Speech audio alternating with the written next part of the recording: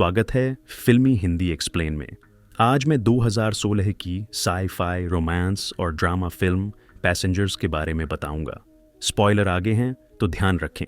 Film की शुरुआत Interstellar spaceship एवोलोन से होती है, जो एक उपनिवेशित दुनिया होमस्टेड 2 की ओर जा रही है। पूरी जहाज खाली है, जिसमें 268 क्रू सदस्य और 5000 यात्री हाइबरनेशन में हैं। अचानक जहाज एक एस्टेरॉयड बेल्ट से गुजरता है, जिससे उसके शील्ड्स कमजोर हो जाते हैं। मुख्य शील्ड को बचाने के लिए पावर डाइवर्ट किया जाता है, लेकिन जहाज एक विशाल एस्टेरॉयड से टकरा जाता है, जिससे कई खराबियां आ जाती हैं।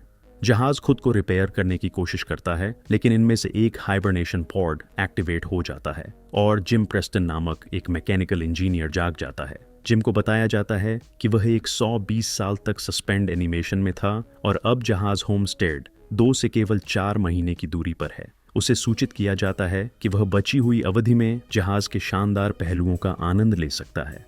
जिम उत्साहित होकर अपने केबिन से बाहर निकलता है और एक ऑटोमेटेड क्लास अटेंड करता है, जो पूरे समूह के लिए थी। क्लास में बताया जाता है कि पृथ्वी अधिक जनसंख्या से भरी है, बहुत महंगी है और ओवररेटेड है, लेकिन जिम को यह जानने की उत्सुकता होती है कि वह अकेला क्यों जागा है। इस कारण वह दूसरे लोगों की तलाश करने लगता है। जिम जहाज के मुख्य कॉन्कोर्स तक पहुंचता है, लेकिन वहां भी कोई नहीं है। ऑटोमेटेड इंफॉर्मेशन डेस्क उसे एक स्टीवर्ड से मिलने का निर्देश देती है, लेकिन वह भी कहीं नहीं मिलता। फिर वह कप्तान से मिलने की कोशिश करता है, लेकिन यह जानकर हैरान होता है कि जहाज पर कोई भी जगह हुआ नहीं है। आखिरकार जिम एक ऑब्जर्वेटरी में जाता है, जहां उसे पता चलता है कि जहाज वास्तव में होमस्टेड 2 से 90 साल दूर है। उसे एहसास होता है कि वह बहुत जल्दी जाग गया है। फिर वह वापस मुख्य कॉन्कोर्स में जाता है और पृथ्वी को एक संदेश भेजता है। पूछता है कि उसे क्या करना चाहिए, क्योंकि वह नहीं जानता कि हाइबरनेशन में कैसे वापस जाए। कम्युनिकेशन सिस्टम उसे बताता है कि पृथ्वी से जवाब आने में लगभग 55 साल लगेंगे। जिम निराश हो जाता है। वह जहाज के बार में घूमता है और वहां उसे एक और व्यक्ति मिलता है। जब वह बारटेंडर से बात करता है तो उसे कुछ अजीब सा महसूस होता है। जब वह उससे एक ड्रिंक लेने जाता है तो जिम को पता चलता है कि वह एक एंड्रॉयड है, जिसका नाम आर्थर है। जिम उसे और जानकारी प्राप्त करने के लिए चाहता है, लेकिन वह यह भी नहीं समझा सकता कि वह समय से पहले कैसे वहां मौजूद है। जिम अगले दिन अपनी केबिन से उठता है और कैडेना में जाता है, जहां उसे जल्दी से यह एहसास होता है कि अधिकांश चीजें केवल गोल्ड क्लास पैसेंजर्स के लिए आरक्षित हैं। वह सादा कॉफी लेता है और हाइबरनेशन चैम्बर को ठीक करने की कोशिश करता है। जब वह सभी उपकरण प्राप्त करता है तो वह इसे चालू करता है और चैम्बर में लेट जाता है, लेकिन कुछ भी नहीं होता। फिर वह क्रू के हाइबरनेशन चैम्बर में घुसने की कोशिश करता है, लेकिन वह भी काम नहीं करता। जहाज में छोटी मोटी गड़बड़ियां होती रहती हैं। जिम बार में बार बार जाता है, लेकिन मुख्य रूप से आर्थर से बात करने के लिए। एंड्रॉयड उसे कुछ सलाह देता है, जो उसे गोल्ड क्लास रूम में घुसने और जहाज पर मस्ती करने के लिए प्रेरित करता है। जिम सभी रेस्तरां, खेल और मनोरंजन प्रणालियां आजमाता है, लेकिन समय के साथ वह अकेलेपन में और भी ज्यादा दुखी हो जाता है। एक दिन जिम नशे में घूमते हुए हाइबरनेशन पॉड्स के पास जाता है और वह एक एयरलॉक में पहुंच जाता है, जिसमें स्पेस वॉक के लिए स्पेस सूट्स होते हैं। जिम एक सूट पहनता है और एयरलॉक में जाता है, लीवर को खींचता है और एयरलॉक दरवाजा खोलने के लिए बटन दबाता है। एक बार जब वह जहाज से बाहर जाता है तो उसे दृश्य देखकर चकित हो जाता है। वह समय के इस क्षण में अकेला इंसान है। जिम अपने बूट्स के मैग्नेट्स खोलता है और अंतरिक्ष में तैरता है। उसे पूरी तरह से निराशा महसूस होती है। वह वापस अंदर आता है, सूट उतारता है, लेकिन बिना सूट के एयरलॉक में वापस जाता है। वह लीवर खींचता है, तैयार होता है कि सब कुछ खत्म कर दे, लेकिन आखिरी क्षण में वह अपना मन बदलता है, अंदर दौड़ता है और एक बोतल पर फिसल जाता है।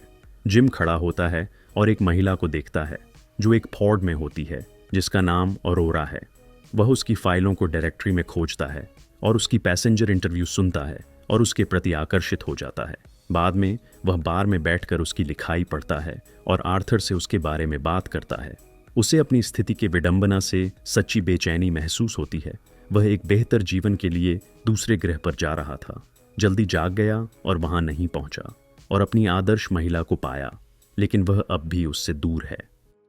जिम लगातार उसके बारे में सोचता रहता है और उसे भी जगाने का विचार करने लगता है।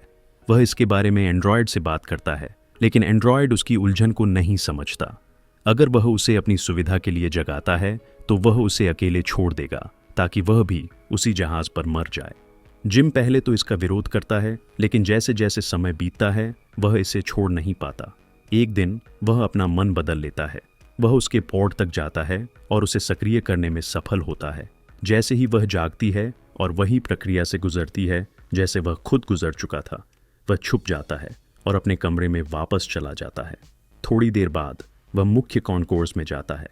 उम्मीद करता है कि वह उसे मिल जाएगी और वह वहाँ होती है, उतनी ही भ्रमित जितना वह 1 साल पहले था।